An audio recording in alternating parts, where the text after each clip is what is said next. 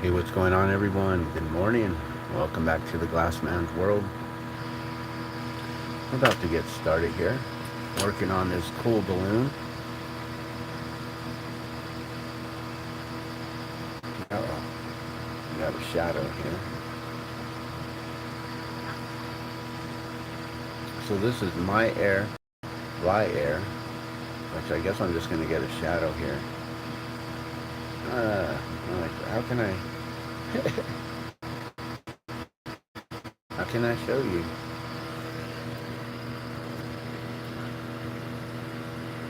There we go.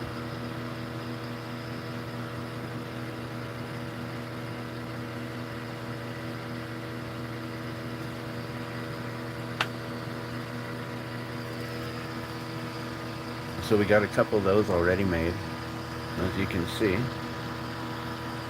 I don't know if this is the best angle or not. I think maybe I had you guys up a little higher and then position lower, so I'm going to change you up some. Sorry for the wobbling.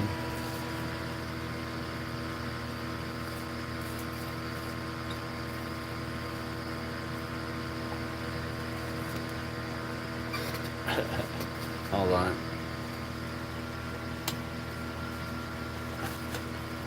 I gotta readjust the mic stand here.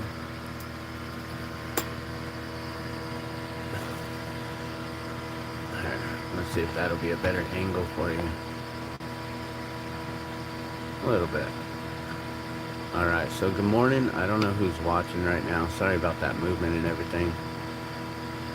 There. Something like that. Alright.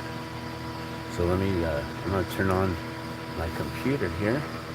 And that way we can get, I can read the comments. I can't read them on my phone. I don't have good eyesight anymore. Also, let me know if you can hear me. I'm trying to speak real quietly because my wife is still asleep. It's only 6:50.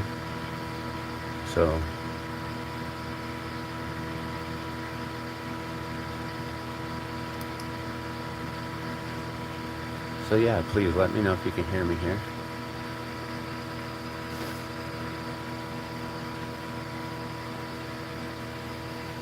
So we're just working on this Myair, Flyair, which is a friend of mine. Hey, good morning, Madame Star. Good morning, good morning. I'm still getting your glass out, I promise. It's been over a year. I am so sorry about that.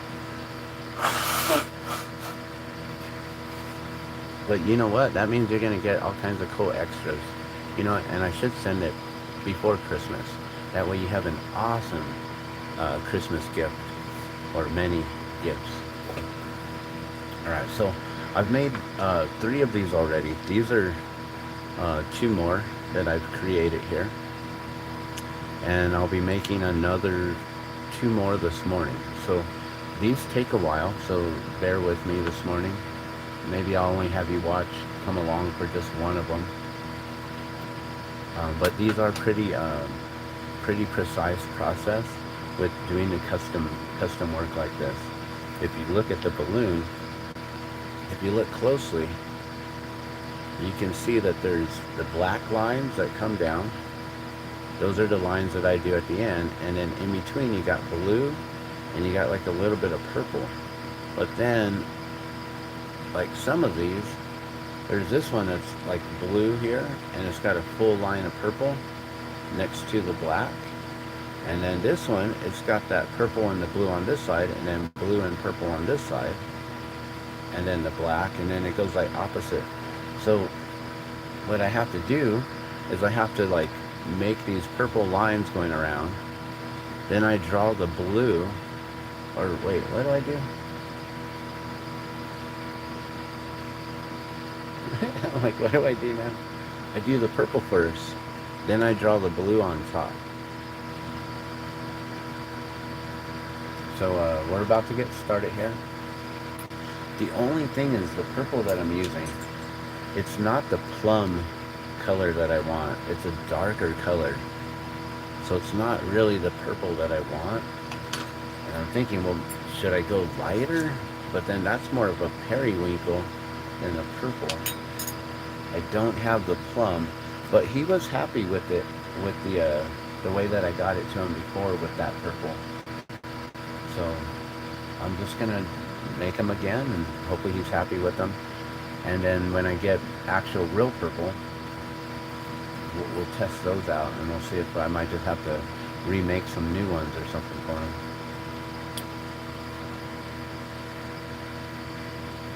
How did the market sale go? So over there at the flea market, it didn't go well at all. It was cool to be back at the very first place that I was ever set up in 1997, but it didn't pan out for me at all. It cost 25 bucks to set up. I sold $15 in glass. You know, that's like a couple items, 3 $5 items, or like a $10 and one $5 item. I don't even know what I sold that day. I sold a top. I remember I sold a $5 spinning top, and I probably sold like 2 mushrooms or something like that. 2 $5 mushrooms.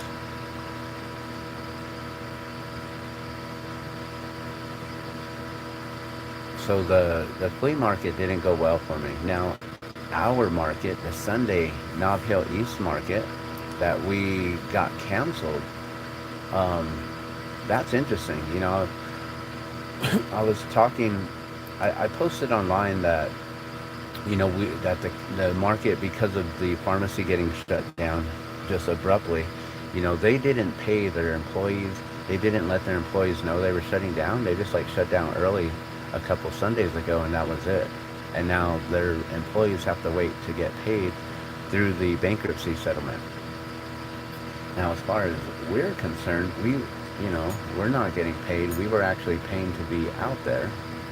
You know, we were paying 20 bucks for the vending spot, which is kind of steep for what the market is. You know, being that there isn't too much advertisement for it. They're not really like publicizing it too much. They're not promoting it. There's no marketing on it. There's not a lot of marketing on it from the hosts of the market. So, you know, we don't get too many people to come. If anyone comes to visit me, it's because I post a lot. I talk about it a lot. I post it up on Facebook. I post it up on nextdoor.com. I post it up on Insta, on Twitter. So I do my best. You know, I created an event page for it so I could share it out on Facebook. You know, I'm the host of the event page because they never created one. So eventually they created a business page, but they also don't share too much out there, you know. So the promotion was really lacking. And so we were just getting the trickle from the pharmacy, the restaurant that shut down there. And, you know, they didn't come and talk to us, to the vendors. They didn't let us know that it was going to get shut down.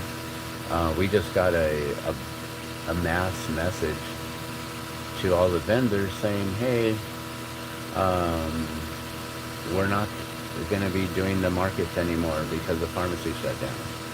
There was no like, well, hey, do you guys think you want to continue doing it or not do it? Or I don't think it's going to pan out. We shouldn't do it. Like, there was no discussion. So it felt like, you know, we just got cut off too. Like, basically it felt like we got evicted from our spot with no warning and no, I mean, I understand a business shuts down and we were piggybacking off of them, but it's our own market, you know. They have their own business.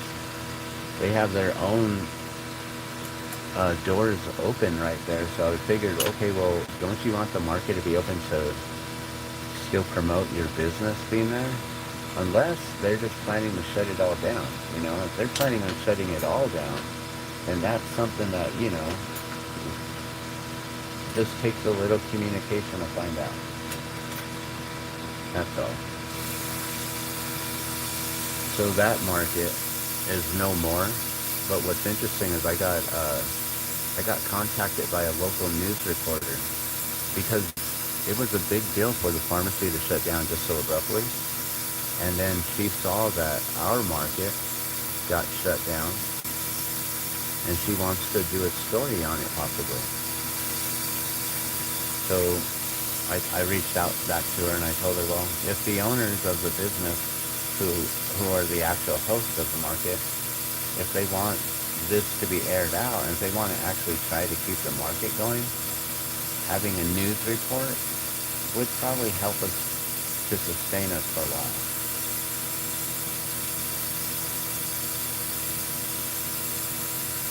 So there is that possibility and the opportunity, because I have so much love for the market and I put all that out there. It came back now. We now have an opportunity to make it happen. But that's only if others choose to do so. I can't force them. And that sucks.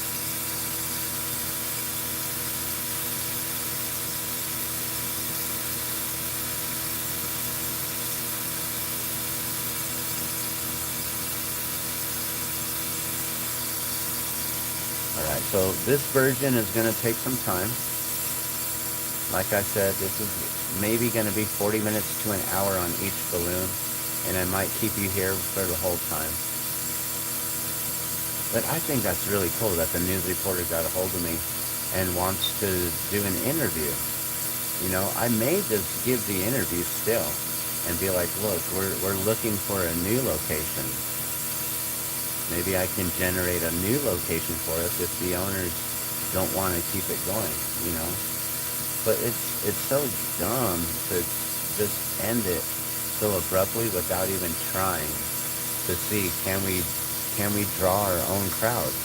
Now that there's no business there bringing in anyone, can we actually sustain it on our own? I would love to find out. Okay, so I'm going to start with this purple here.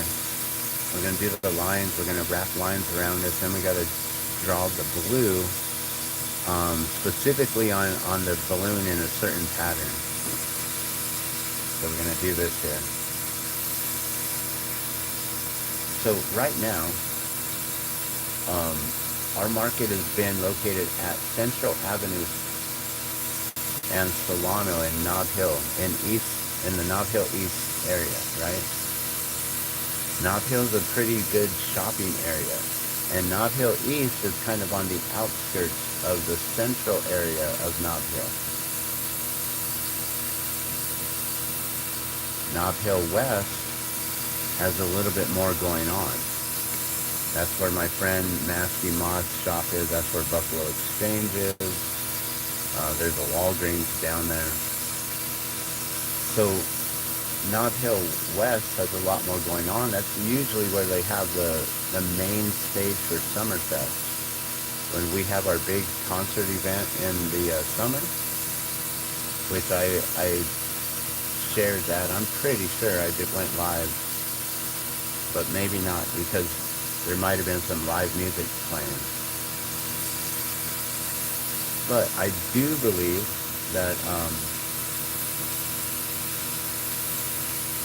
that I went live for Summerfest, and at the Nob Hill West area, that's where the main stage is. Nob Hill East, we normally have like the car show, which is still cool, right? And we still get a lot of people to come through. In just a few weeks, like in December, like around December 14th, December 12th, something around there, is the Twinkle Light Parade. And the Twinkle Light Parade is a big event too. Now, it may be cold. That's one of those events that it's hard to do because it's cold, and blowing glass and having your hands all cold and trying to spin glass isn't the easiest task to do. But I still manage. I can still pull it off.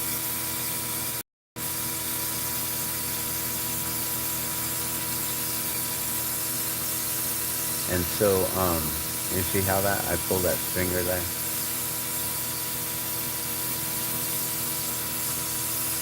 And so, we got the Twinkle Light Parade coming up. There is the Christmas shopping season where we could host our own Christmas market. My wife was like, well, in October, we should probably do our own little trunk or treat event, you know, and have a bunch of kids come out and do their trunk or treating with us. I was like, you know, that's a great idea.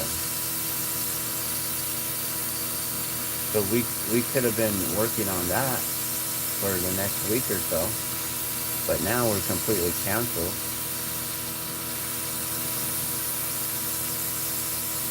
You know, where all it would take would be just asking the vendors to bring in their own bags of candy, right? And then we bring out a few decorations, some Halloween decorations. Everyone dresses up. Maybe everyone dresses up their vending booths, make them all a little spooky or whatever.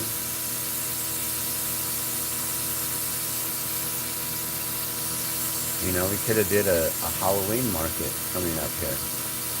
And then Thanksgiving market, Black Friday for the whole Christmas shopping. And then we got to, you know, take a little break, come back in for the new year with the new year, new market, right? Get ready for Valentine's Day gifts. Do a Valentine's market. So yeah, there's all these things that are coming up. You know, we got the Summer Fest coming up. We got all the Nob Hill shopping strolls that they do. They do the winter shopping, which comes up. I think it might be around the time of the Twinkle Light Parade, but I think it's a separate event. I think they do the Twinkle Light Parade and then they do the winter shopping stroll as well. So it's two different events that we can be a part of.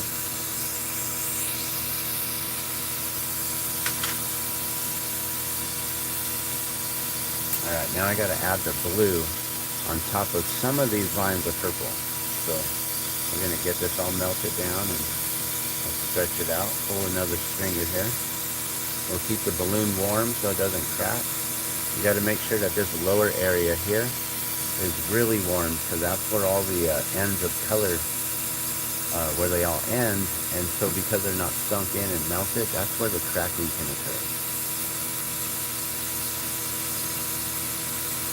Alright, and I gotta pull this one thinner than the other one because I need it to be half as thick. Because I'm going to be drawing on some of these purple lines and covering up only half the purple. So I gotta pull this a lot quicker to make it thinner. Same amount of heat, just a quicker pull.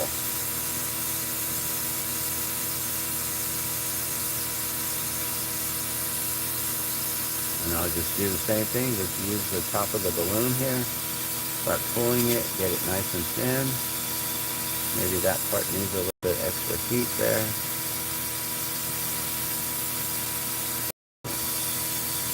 Nice. Alright, now we're going to lower the flame here. And we're going to do some detail work. I might get my face in the camera here, so sorry if you see my ugly mug here. Alright, now I gotta try to find middles. Okay, which one were the first ones that I laid down? That one and that one? Okay, and then the blue is on the left side. Okay.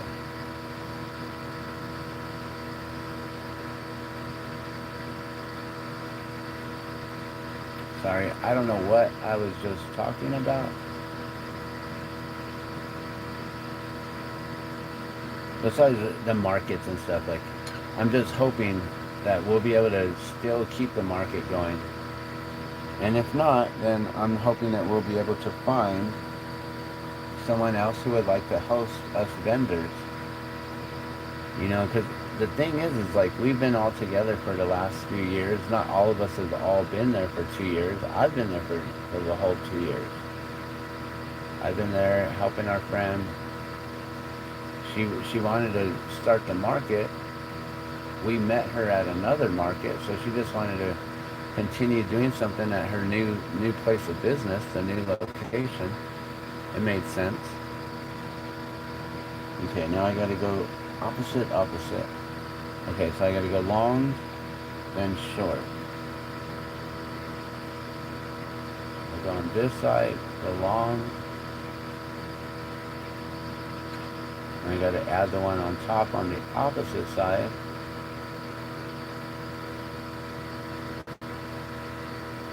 And then we go short.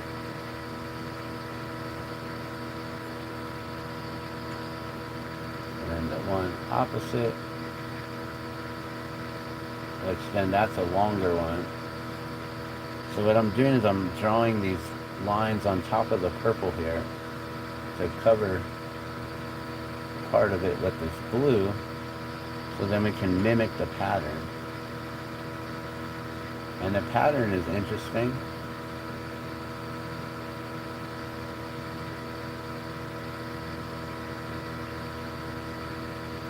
He's got like those two stripes on one side. They're a little bit longer, and then a couple are shorter. So to mimic the pattern, I just got to make those designs a little bit longer and shorter like that. Alright, I think we're on the last line here.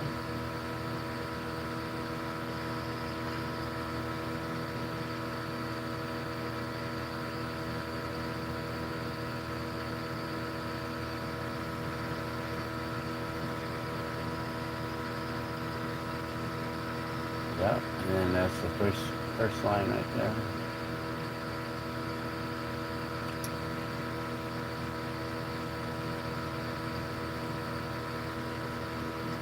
Cool.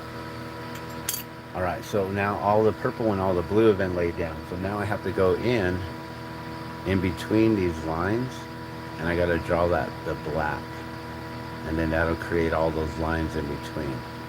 And you probably can't see the color and how like the pattern. I don't think you can. Some lines are shorter, some are longer. Alright, let's not let it crack. Let's keep it warm here.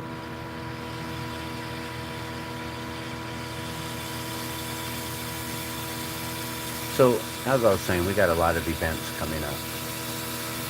And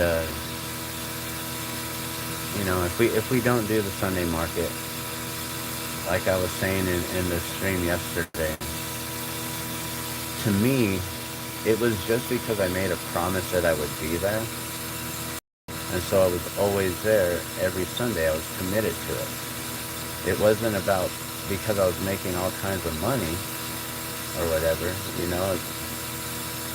It's not like the market was really doing much for me, except I was able to promote that, hey, I'm going to be here if you want to come and see me locally. The thing is I don't do many markets. That was the only market that I was doing. So I was putting all of my love and everything into the Sunday market.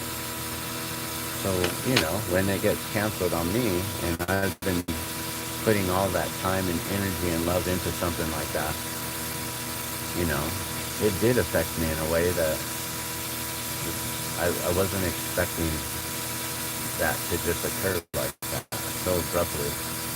And feel like, you know, that we got evicted with no notice, no warning, and no, not because of our own fault, you know. Some of us vendors were like, hey, well, we'd like to still try it out, and we'll still come and set up on Sunday. But they said no. They didn't even give us the, okay, well, go on ahead and try it. We won't be there, but go on ahead and try it out. They were just like, no, you're not allowed to set up. Like, whoa, okay. Like, you don't even own the patio there. Like, it belongs to all the other businesses there. All of them. All the other ones. There's only 3 businesses there. There's a frame shop. There's a Thai vegan heritage restaurant, which Thai vegan heritage is awesome. They got some bomb food. Love their coconut curries.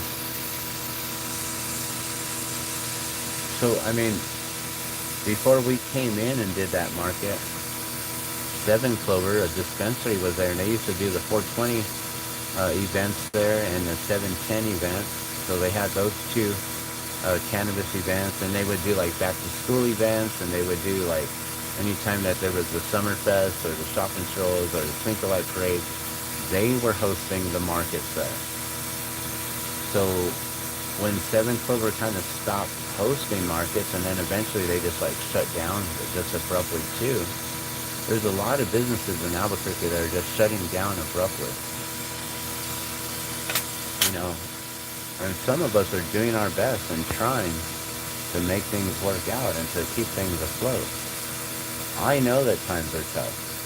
I know the brick and mortar era, that's been coming to an end. Back in 2016, we were already telling people, hey, if you own a brick and mortar business, you really need to think about this, because coming into the future, everyone is going online.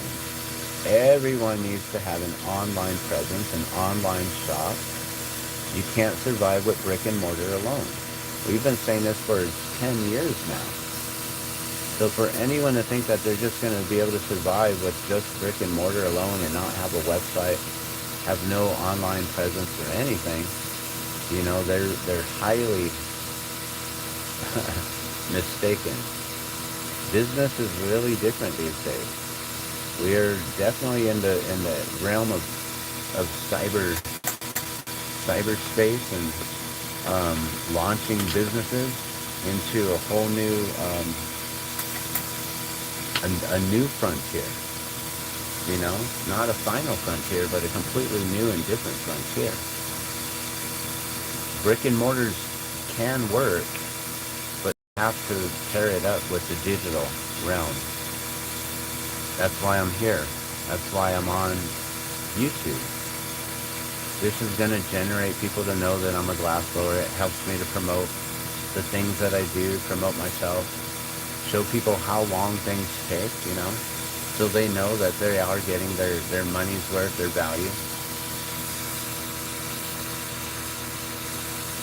You know, these here are $40 and up, but then when I make them in bulk, I'm going to be giving him a good price on the 4 that he's getting.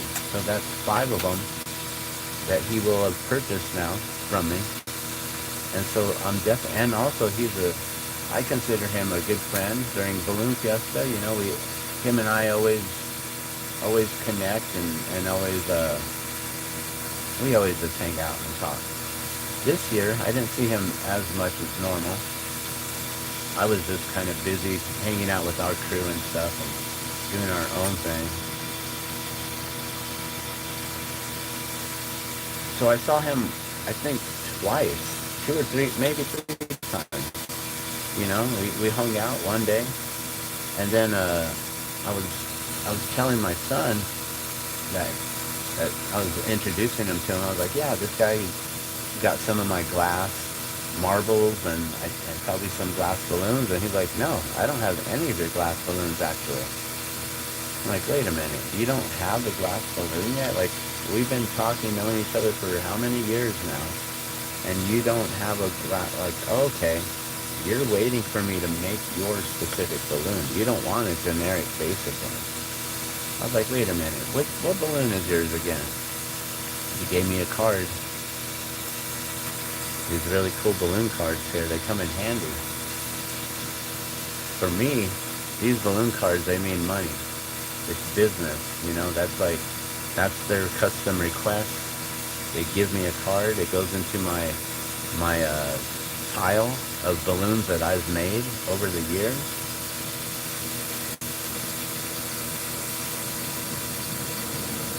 And I think I've even kept the balloon cards from that year that I was like first making them and stuff, which is really cool.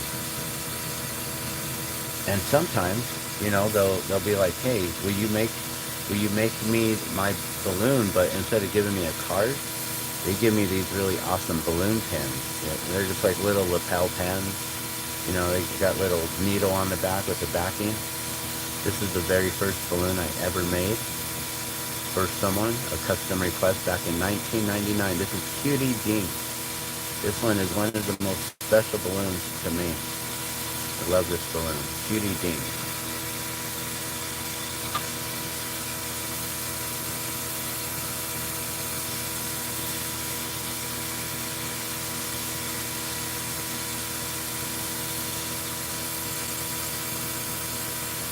Faster? What did I say? What's faster? I don't, now I'm just reading a comment. I'm like, what is that referring to? You want me to make this faster? I can't go any faster. I can't melt this any quicker.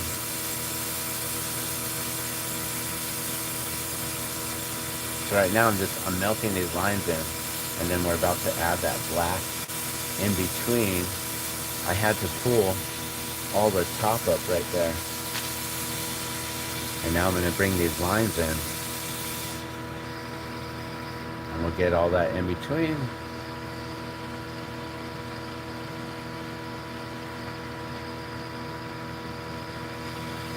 Oh yeah, follow with people. Like when you're online, it's a lot faster, right? And being able to get your business online. Yeah, then at that point, what you're doing is you're streamlining your business.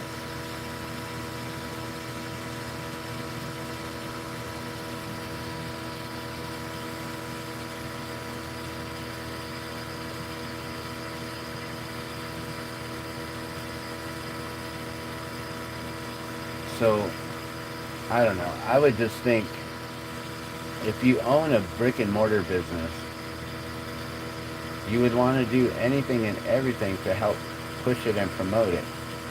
You know, running the weekly market helps to get people to know that you even have a business there in the Nob Hill East. Here in Albuquerque, we have business shutting down left and right on Central.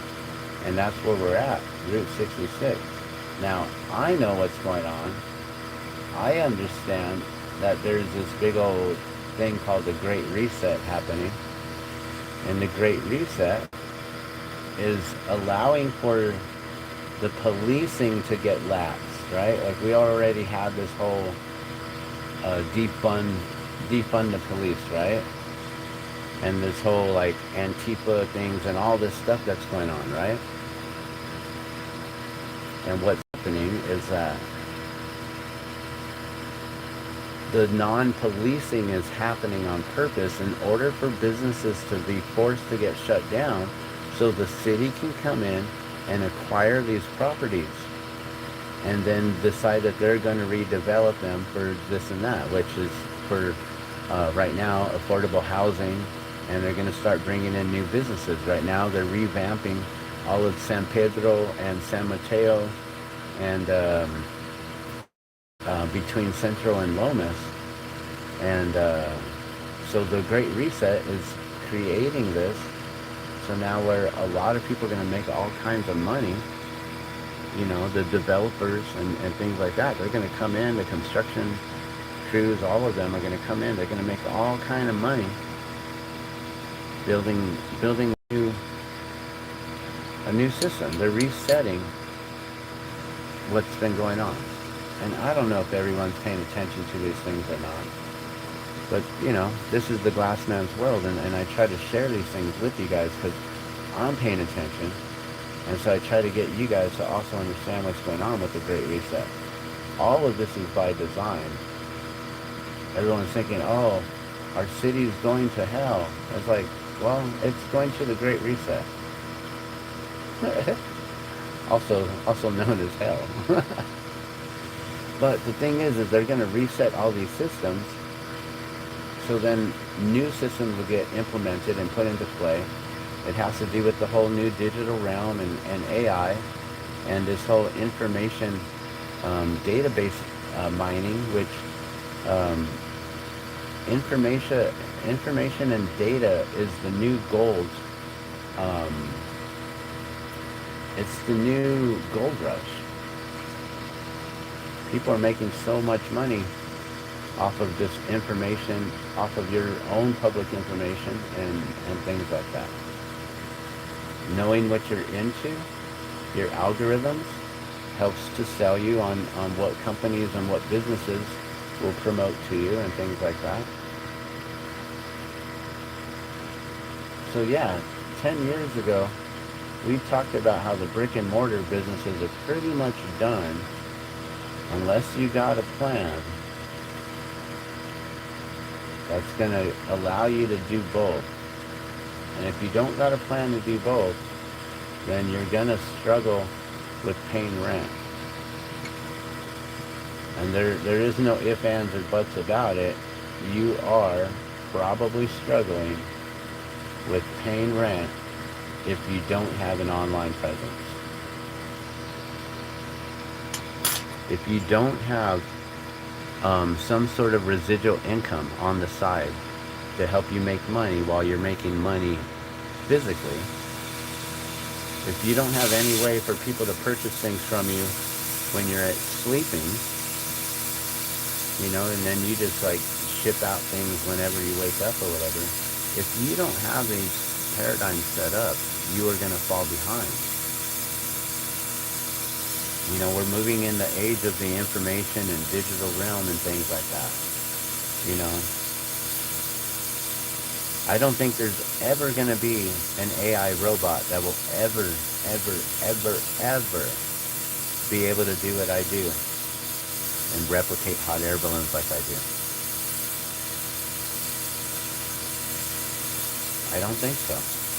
There's machines, there's robots that make pipettes and make simple tubes, test tubes and speakers and things like that. But artistically, to pull off what we do in glass,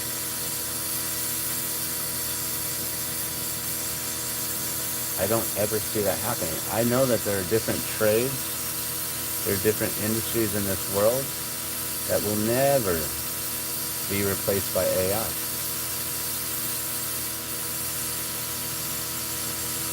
The only way that we're going to get replaced is through photos and videos. You're going to see AI videos. You're going to see some guys making some crazy glass, and you're going to be like, wait, is that even real? Are they really doing that? Maybe I'll do a video like that. And you'll be like, wait a minute, how did he do that? How did he make something so big? He's got a little torch.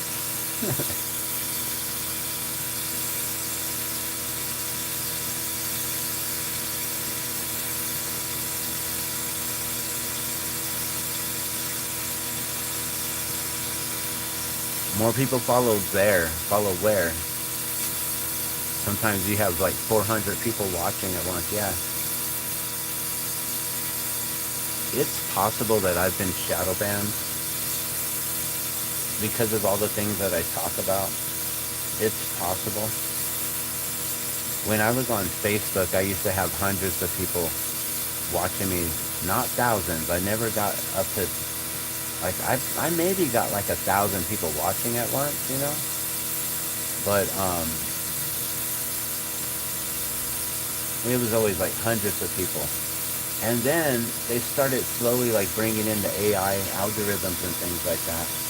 And if you were like caught saying certain things, posting up certain things, you would get put in like Facebook jail, right?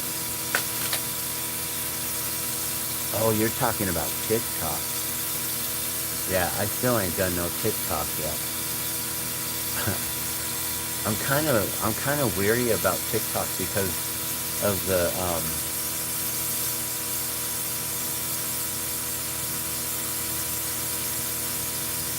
what is it called? The economic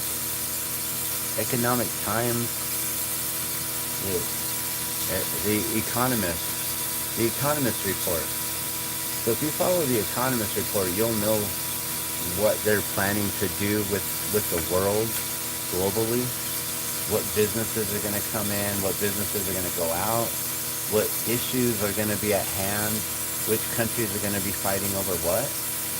Every year around December, January, the economist report comes out with a cover page, and it shows everything that we're going to be seeing happen in the following year. So on one of those covers, I saw TikTok. I think it was tattooed on the Verusian man. Who drew that guy? Da Vinci? Is the man with the arms spread out in two different positions and with the legs spread out in two different positions. I think it's called the Verusian man. And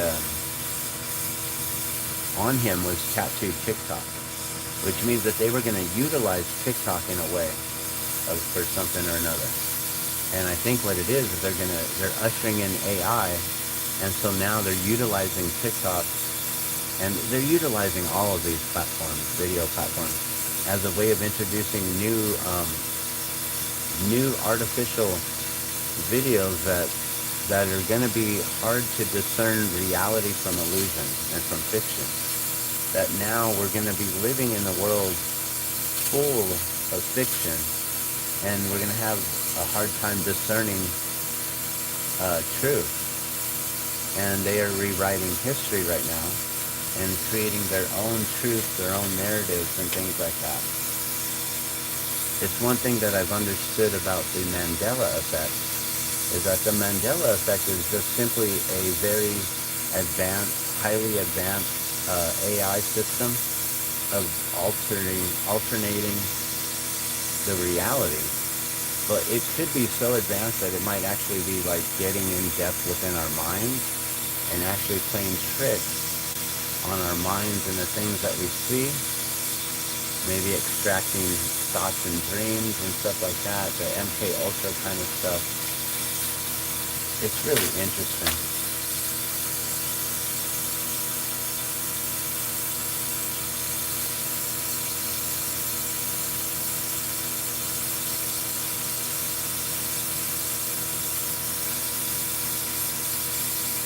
So yeah, I think Mandela effect is all just it's been placed within us for the last like decade or so. I think since about 2000 and I mean, they're saying that it first was noticed back in like the 1990s, right? I don't know if you guys know Mandela effect. I might just be talking to a wall here.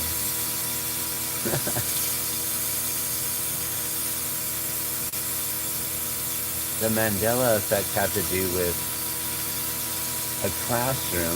I think it was an 8th grade classroom in like 1989, 1990. They wrote a report on Nelson Mandela's, him going to jail and his assassination. And this huge uproar and things like that. And then it was published through their school, an 8th grade class, and it was this big old report. And then years later, it was determined that Nelson Mandela never passed away. He was never assassinated back then, and that he was still alive, and that he was actually sitting in prison, and he stayed there until about 2013. And so people are like, wait a minute, but I remember that there was this huge uproar, that there were crowds out, and everyone remembered Nelson Mandela passing away back in the day. And so that's where the Mandela effect started. And then the first one that I ever came across was the Berenstain Bears, where they're claiming that Berenstain, the stain part is spelled S-T-A-I-N. But when I was a child, I specifically remember when I was about in like 4th grade, I went to one of those scholastic book fairs, right? And they give you the little printouts with all the books, and you can check off the little boxes. So then you can take that home and let your parents know, hey, I want this book and this book and this book and this book and this book and these posters and these pencils and these erasers and all these cool things from the Scholastic Book Fair. And some of those books that I wanted was the Berenstain Bears, right?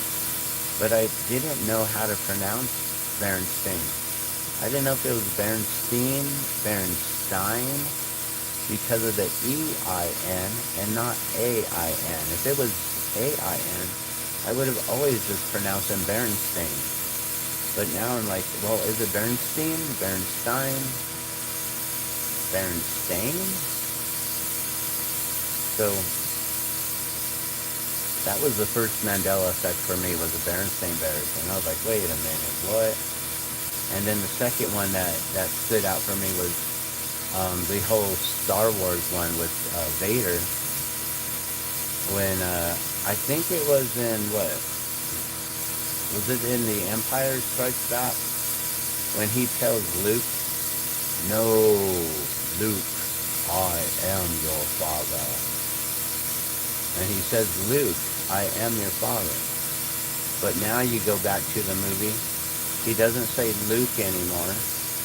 And when I was a kid, I remember specifically that because of the way he said it, "No, Luke, I am your father," that we were then, as kids, we would make fun of it and say, "No, Luke at me when I'm talking to you. No, Luke up at the sky. It's a bird, it's a plane." "No, Luke, your shoes are untied." You know, so the way that he said it, we made fun of that as kids. I remember we had all these funny jokes. "No, look at me when I'm talking to you." That was one of the funniest ones. And now they just say that Vader only said, "No, I am your father." It's like, no, he said Luke. I know he said Luke. I remember that. Another really major Monopoly one. Mandela effect is Monopoly Man no longer wears the monocle. And what I was saying earlier about, well, they might be having the most highly advanced technological AI there that could be implanted within our mind somehow, because they've learned how to extract dreams and thoughts from us and also implant dreams and thoughts into us. They figured this out. They have patents for it. And so there is a Monopoly game that I have. It's an original Monopoly from the 1950s. And the Monopoly Man does not have a monocle on. Now, a lot of people say, oh, well, they just changed this and they changed that. Or it's just digitally changed. So on, you know, when you're looking at it and Googling things, you know, you find an old Monopoly game online. Well, yeah, they could just easily erase, digitally remove the monocle so he doesn't have it. And I'm like, yeah, I get that, but explain to me how the Monopoly game that I used to have, that I still have, I mean, I could show it to you. It's in the other room where my wife and child are sleeping right now, but I could show you later. But it's like a 1950s, I don't know if it's 52 or 59 or what, but it's a 1950s Monopoly. And he doesn't have a monocle. And it doesn't make sense to me at all.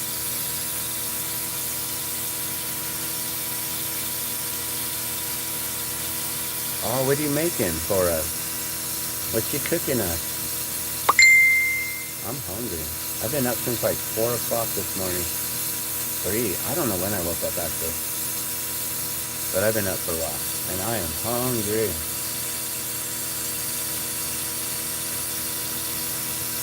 I usually fast. You know, like breakfast means to break fast, right? We break our fast. We go to sleep. And then our body is fasting. As we're sleeping, it's digesting and it's processing all of that. And it's taking in all the goodness and nutrients and things like that.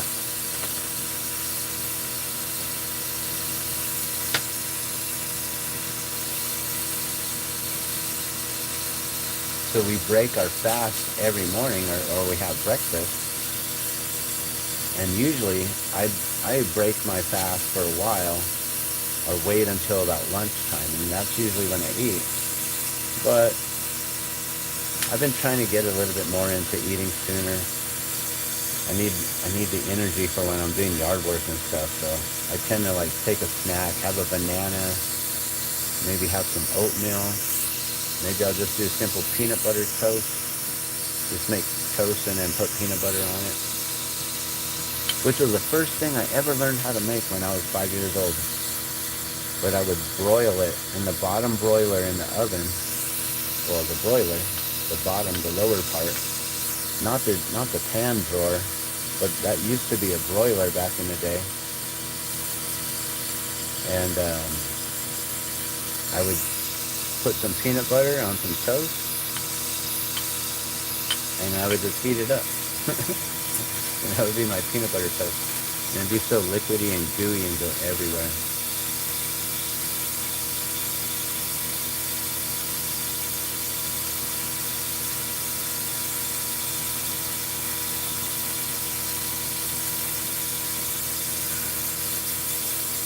I just added a little bit of blue on top. So now we got a little bit of a colored dot on there to create the crown on the balloon, or the chute, connect it to the crown.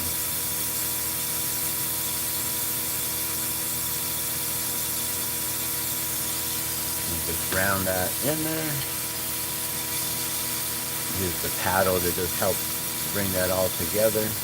And now I can do my line work here, and we'll bring all the ripples out for the balloon. Like this here, we got the ripples.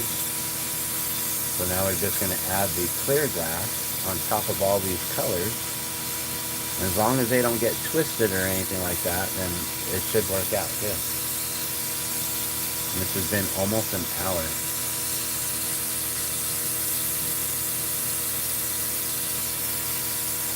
Alright, what I like to do is try to find the one that's got the full color going down.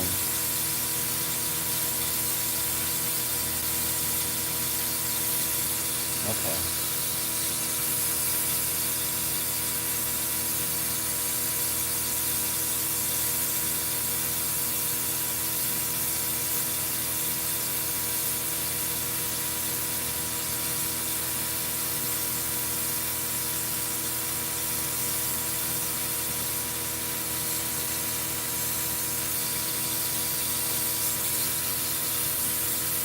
I just had a random thought. You know, one thing that's cool about the market, even though it was such a tiny little small market, I got to meet someone really, really awesome recently from the, I think, Jicarilla Apache tribe. I noticed them walking up, and it was a couple. And they were both wearing these jackets that had patches all over them. Like, what? Those are like sponsored patches. Like, you know, like a NASCAR driver, they always got those patches all over them. I was like, either these guys are just wearing jackets with patches, or these guys are like, they earned these patches and they're famous. And it turned out this guy actually is a world record holder for downhill ski. He holds the record for the fastest skier downhill.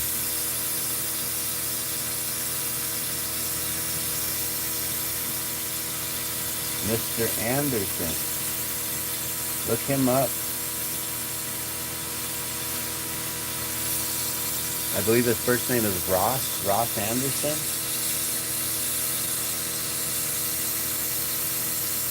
So even though the market was so tiny, and we weren't making so much money or whatever, I was able to gift the fastest man on skis the drop of water.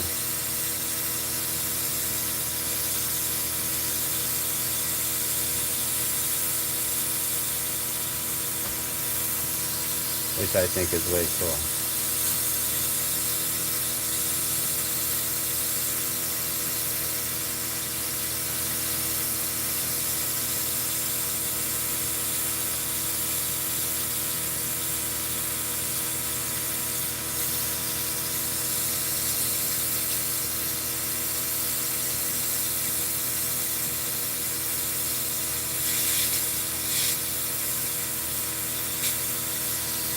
I just heard a door open. So either my wife or my son is awake.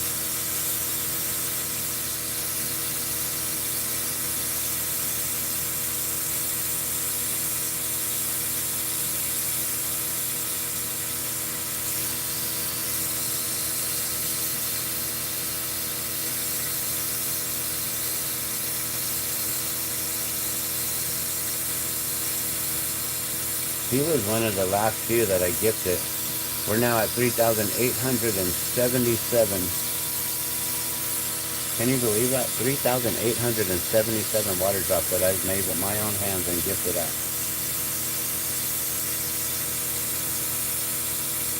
And two of them, one went to the world's fastest man on skis, and the other one went to his future wife.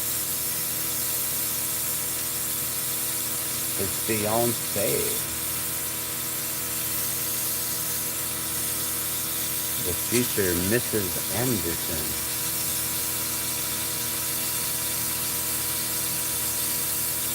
And she's famous too.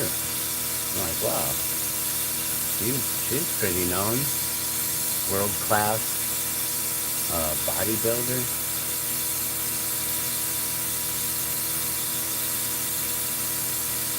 And I'm wondering, was she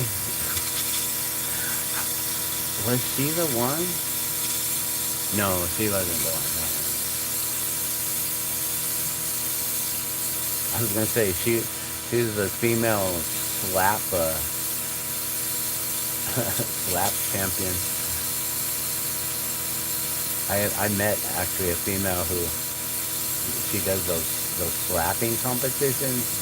I don't know if you guys seen it. It's like arm wrestling, but you slap each other. Some crazy stuff.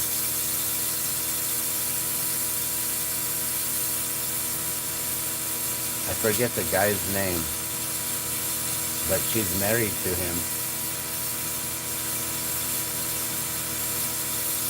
And he's from here. And what's his name? I don't remember his name. But the guy who taught me how to blow glass, he introduced me to him on his going away party when he was moving away. And I got to meet his friend Dobson. Something Dobson? He's a MMA fighter. But his wife, she's doing those slap competitions. I'm like, dang, man, that's crazy. That's brutal. Alright, this balloon is pretty much done. We got all the ripples on it now.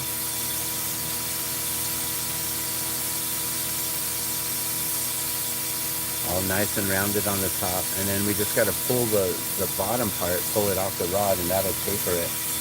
So in order to do so, I put the loop on first, and then I attach the puntee to the loop. What are you cooking, Madame Star? I'm hungry.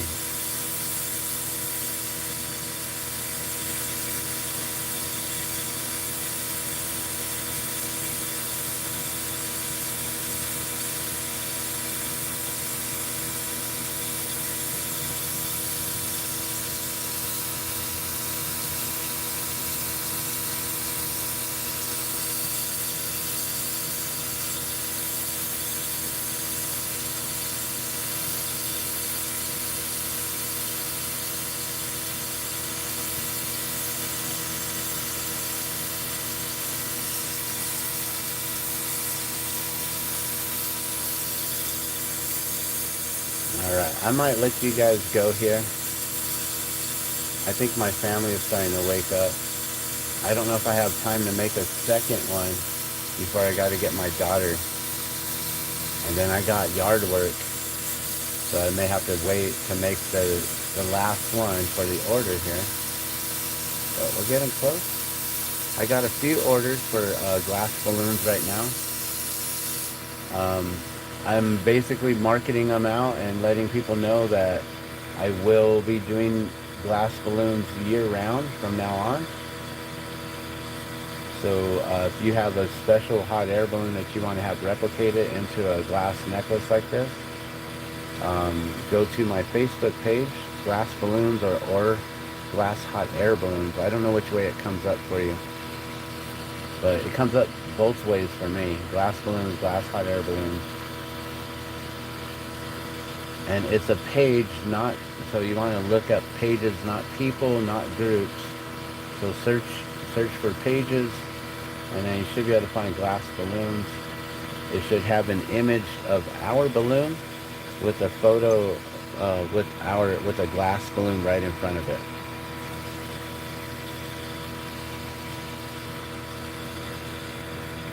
And that's what the profile pic is.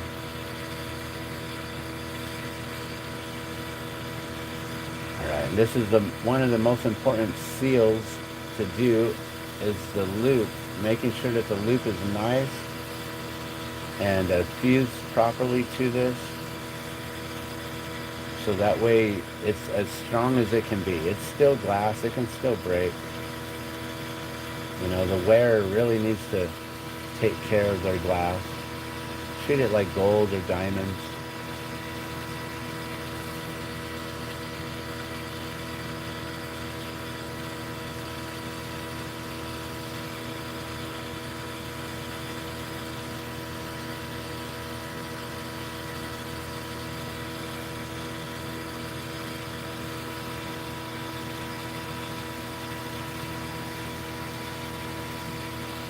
Alright, I'm almost there. We just got to perfect it, make it all nice and round. I'm such a perfectionist when it comes to the loops. Got to make sure that hole is big enough and that it just looks decent. It looks pretty good there.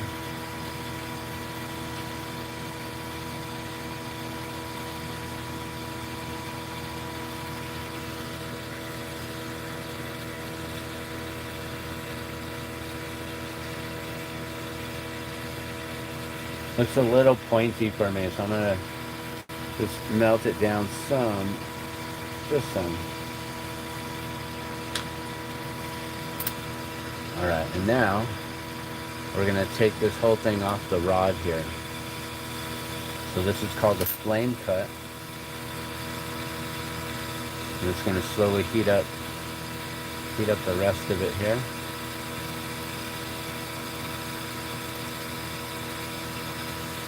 We'll get the bottom area nice and warm, and we can get this off. And we use a scrap piece of glass here, which is a puntee or a pontil. Dang, you got French toast and bacon? Nice.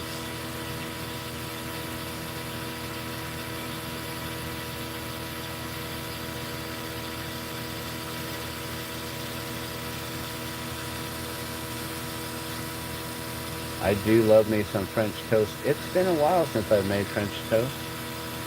I don't know if I have time to do that this morning.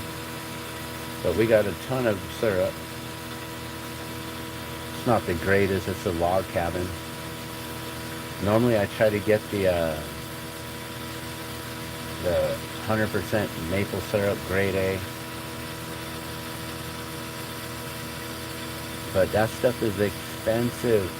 For a little tiny, like, I don't know, like a pint-sized bottle or something, it's like $10. Maple syrup's more expensive than alcohol. Well, I guess alcohol is really not too expensive. Unless you're getting some really, really good stuff. Champagnes. There's some different liquors that's like, you know, $100 a shot. There's some crazy tequilas and whiskeys and bourbons. I don't know why it's worth that much, but that's crazy.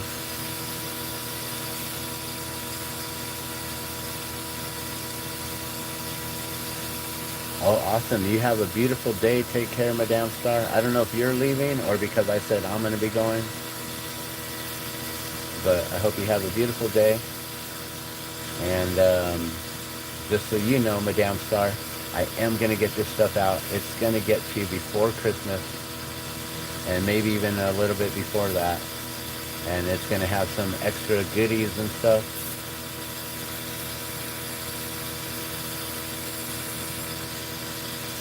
I'll send you some of our balloon cards that we got.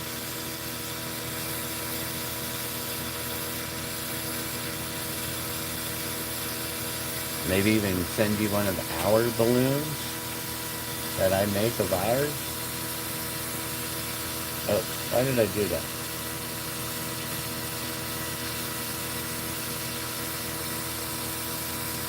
I left all the color on the end of this. Normally, I pull this so it's clean.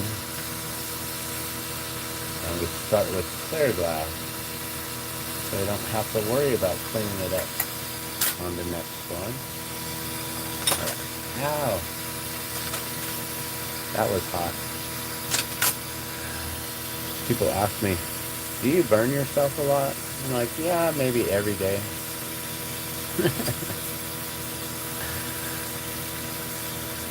As a glass blower, you just got to get used to it.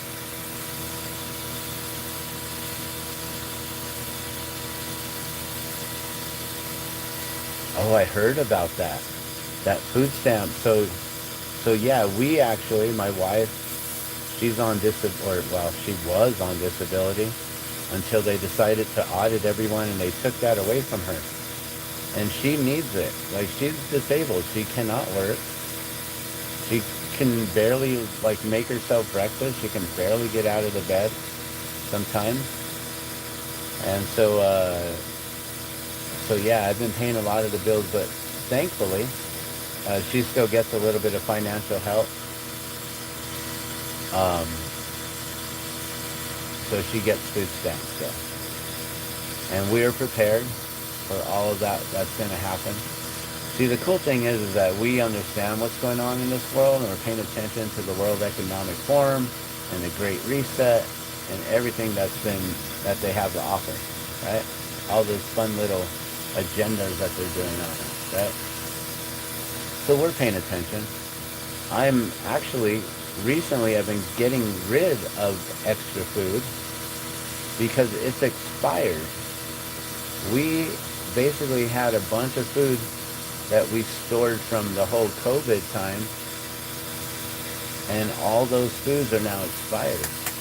I got a ton of food just right back here, behind me here, in crates. I've got, what, 1, 2, 3, 4, 5 of the rectangular milk crates, not the square ones, the rectangular milk crates, full of food. All dry goods, canned, and they're probably all expired. We don't eat them. We don't really eat processed foods. Every meal that we make is usually homemade, handmade, you know. I was complaining about the log cabin syrup, which is probably one of the better brands compared to like Aunt Jemima or Mrs. Butterworth or whatever other ones are out there.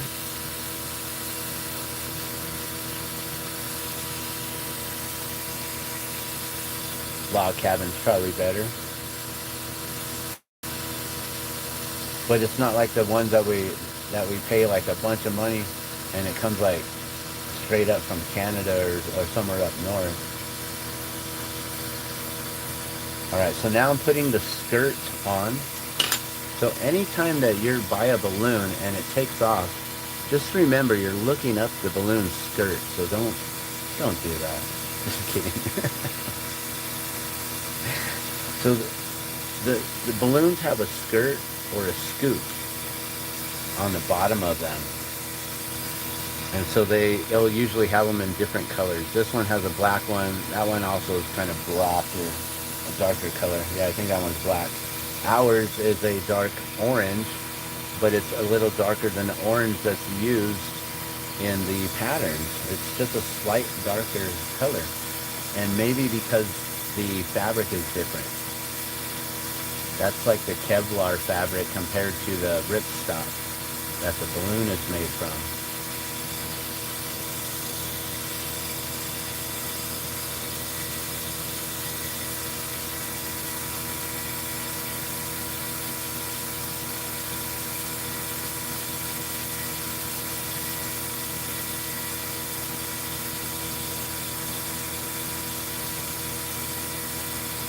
All right, then I'll sink that in, because that's supposed to be like part of the bottom of that balloon right there. You got to have that balloon shaping where it's like kind of pulled down, like teardrop style. You know, then upside down teardrop basically. Then we add a little clear glass to create that empty space between the balloon and the basket. So there's always this little extra work here to add a little bit of clear glass. Not too much, just enough. And then we got to sink all that in together.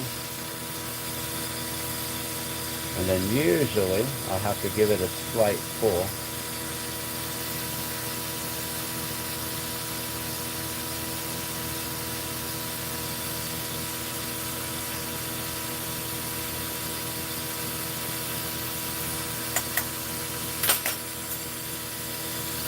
And now we have that clear glass on the bottom there. A little bit of clear underneath the color. And then we add the, I think this is butterscotch. I don't know. Butterscotch or caramel. And we add a little dot of that. Flame cut it off. Just leaving a little bit there. Round that back out for the next one. And then we just get that to round up and elongate. And that's a finished balloon right there, guys. And you may not be able to see all the colors. The colors are a little bit, when they're warm, they tend to be a little bit darker than what they look like. But that's one. I'm going to let you guys go. I don't think I have time to make another one before I have to take my daughter to school. And that took an hour, 71 minutes. It's 8 o'clock now. I have to get her there in an hour. I don't know if I risk it. I might be able to pull it off. Alright, and the kiln should be hot enough. That's ready to go, guys.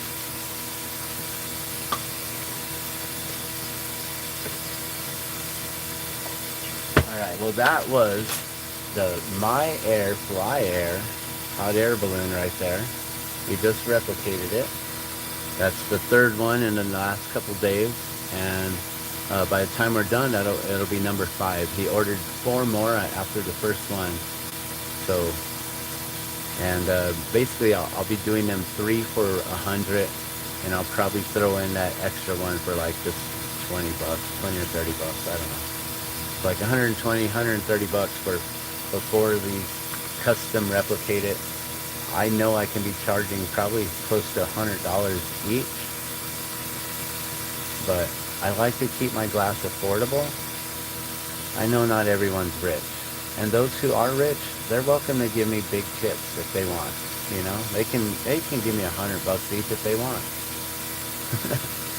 But I want to keep my glass affordable for all, and that way my glass gets out there. But I'm going to let you guys go. You guys have a wonderful day. Thank you for tuning in and watching this long, for staying here with me as long as this whole video was. It's a long process. But you guys have a beautiful day. Love and blessings. I'm out.